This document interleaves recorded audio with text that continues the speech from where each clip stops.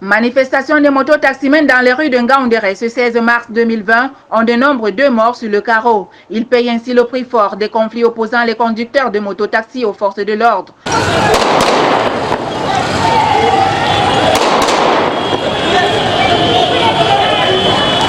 Le lamido de Ngaoundéré et le maire de la ville ont essayé de calmer la situation en vain.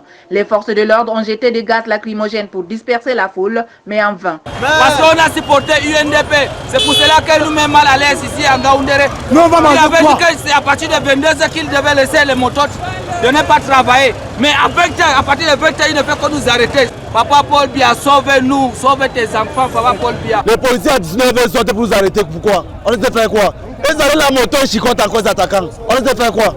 Ce que nous on veut ici à Ngaoundéré, à la Damawa, c'est la liberté. On ne veut plus de dérangement ici là. On veut qu'on nous libère la moto.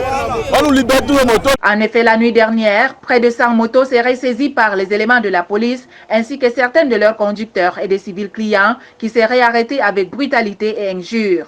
S'ensuit alors une manifestation ce matin par les collègues du service des engins à 2 roues qui expriment leur ras-le-bol et réclament les motos de leurs camarades saisis la veille.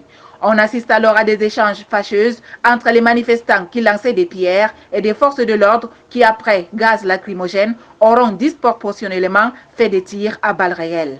L'on déplore alors 2 morts, les nommés Saïdou et Hassan, ainsi que 2 blessés graves. Le gouverneur a convoqué une réunion de crise pour calmer la situation et on assiste à un calme apparent. Nous venons de terminer une réunion de crise avec les forces vives de la ville, les chefs traditionnels, les élus locaux, les autorités administratives de Ngaoundéré.